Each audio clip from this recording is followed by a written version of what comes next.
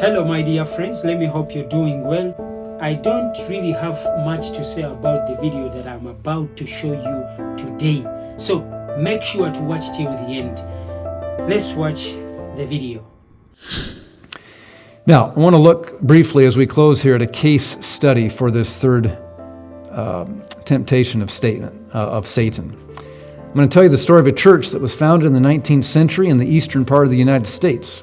It grew out of a focus on intense Bible study, especially Bible prophecy, and it has since grown into a multinational, multi-member movement with a strong emphasis on witnessing and evangelism. Its core doctrines include the belief that Christ's literal coming has been or will be preceded by an invisible event in heaven in which Christ receives his kingdom. The church's historically skeptical view of the world politics left its members shocked by the revelation that its governing body was an approved member of the United Nations as an NGO. And I'm referring, of course, to the Jehovah's Witnesses. Maybe you know their story. In 1963, they voted officially to accept this resolution. This international organization, the United Nations, stands for world sovereignty by political men. For years, men without faith in God's kingdom have endeavored to get all people to worship this international image of human political sovereignty as the best hope for earthly peace and security, in fact, the last hope for humanity. However, we as witnesses of the sovereign God Jehovah will continue refusing to engage in such idolatrous worship, for we see under angelic enlightenment that God has smitten such idolaters with a malignant ulcer, symbolically speaking, that will spell death to them as spiritually diseased image worshipers who worship a man-made political creation rather than the creator of heaven and earth. That was a pretty strongly worded statement, wasn't it? And in 1963, the Jehovah's Witnesses officially voted to accept this as their church's official view and statement regarding the United Nations. Now, we, of course, don't agree with all of their views on prophecy or the Bible, but they have good reason for viewing the United Nations this way. Maybe you've heard of the United Nations Meditation Room, which is buried deep in the middle of the United Nations building there in New York City. Sometimes called a room of quiet, and it's very interesting. That block that you see is a 6-ton piece of iron ore, and the foundation goes all the way down to the bedrock. I don't know, probably hundreds of feet below. It's an altar, actually, 4 feet high. It rests on 2 narrow cross pieces.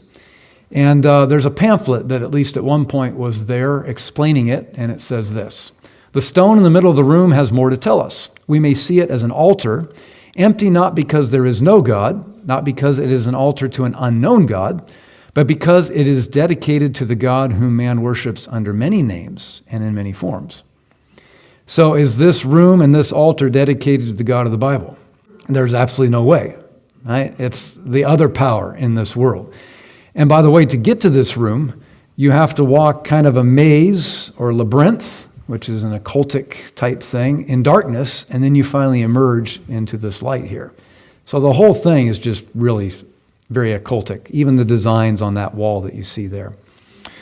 Alice Bailey, who was kind of the prophetess of spiritualism, wrote this: "Evidence of the growth of the human intellect along the needed receptive lines for the preparation of the new age can be seen in the planning of various nations and in the efforts of the United Nations to formulate a world plan. From the very start of this unfoldment, 3 occult factors have governed the development of all these plans." And we don't need to worry about what those are. There's the connection, right?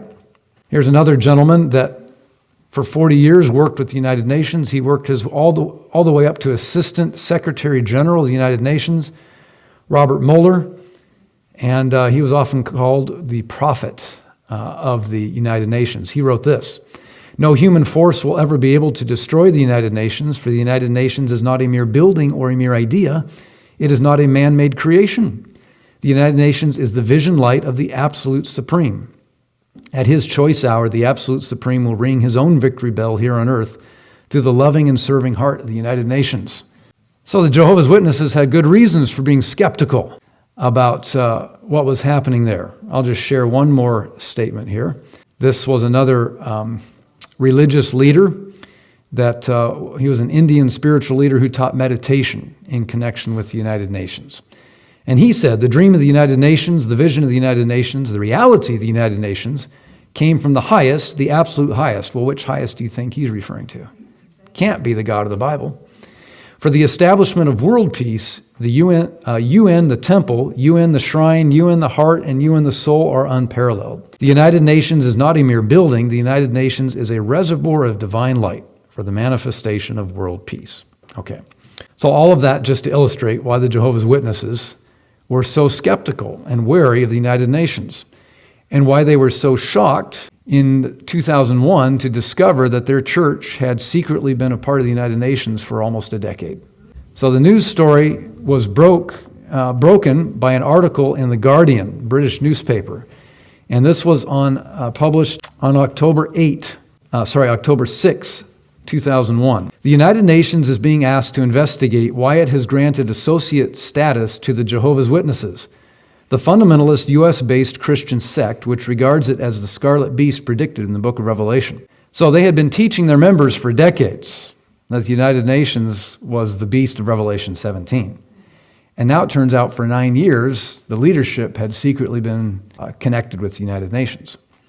Disaffected members of the 6 million strong group, which has 130,000 followers in the UK, have accused the Witnesses' elderly governing body of hypocrisy in secretly accepting links with an organization that they continue to denounce in apocalyptic terms. Now, the newspaper article concluded this way: in an internal document, the Watchtower Bible and Tract Society describes its policy as a theocratic war strategy.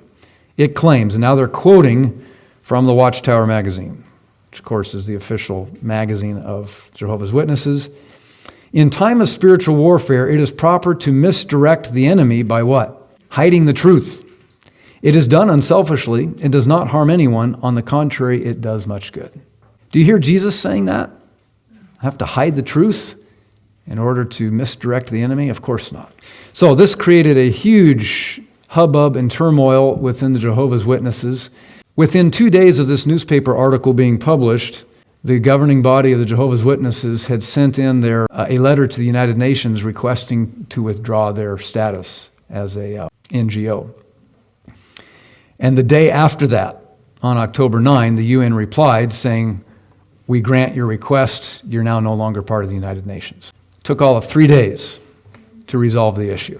So a week later, another article appeared in The Guardian. Here's what it said: the Jehovah's Witnesses have hurriedly disaffiliated from the United Nations within days of a Guardian story in which members accused the sect of hypocrisy for supporting an organization it has repeatedly denounced privately. 2 Corinthians 6 verse 14 says that if we're going to serve God, we cannot be what? Unequally yoked with unbelievers. For what fellowship hath righteousness with unrighteousness, and what communion hath light with darkness? Now, that experience of the Jehovah's Witnesses is interesting for us today because in the last 6 months or so, it's become rather common knowledge within the Seventh Adventist Church that we're in much the same situation that the Jehovah's Witnesses found themselves in. And we have discovered that for 40 years, since 1985, our church has been recognized by the United Nations as an approved NGO. And there's a lot of people that are very disturbed about that. And I'm one of them. I believe the Bible is very clear that we should not be in these kinds of relationships. We can see all the reasons why. I've shared just a few of them right here. Jesus made it very clear in that third temptation. He was going to build his kingdom, but he was not going to use the world's methods. And he was not going to place himself under the devil's power and authority, which is what you're doing if you're recognized by the United Nations. It's very clear that all of these nonprofits that are recognized are there in order to repeat and disseminate the message and the mission of the United Nations. So we'll conclude with this, the Great Controversy, page 588. The line of distinction between professed Christians and the ungodly is now hardly distinguishable. Church members love what the world loves and are ready to join with them. And Satan determines to unite them in one body and thus strengthen his cause by sweeping all into the ranks of spiritualism. Papists, who boast of miracles as a certain sign of the true church, will be readily deceived by this wonder-working power.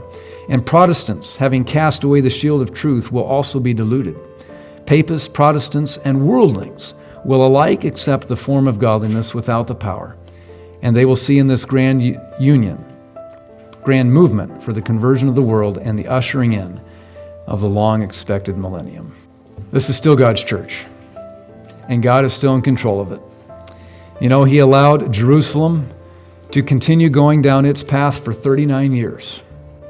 We've been 40 years in this arrangement with the United Nations. I don't know how long God's going to allow it, but I have no doubt that God's going to fix the problem. Be praying about it. Pray for the people, pray for our leaders. Ask God to work His solution in His time. But we need to remember that there's only one safe way to determine truth, and that is what God says. Not what we think, not what we feel, but what God says. And if we put our foundation there, God promises that He will bring us home. I hope you heard it all, but don't get discouraged because God is in control. Don't forget to subscribe to this channel, and may God bless you. Until next time.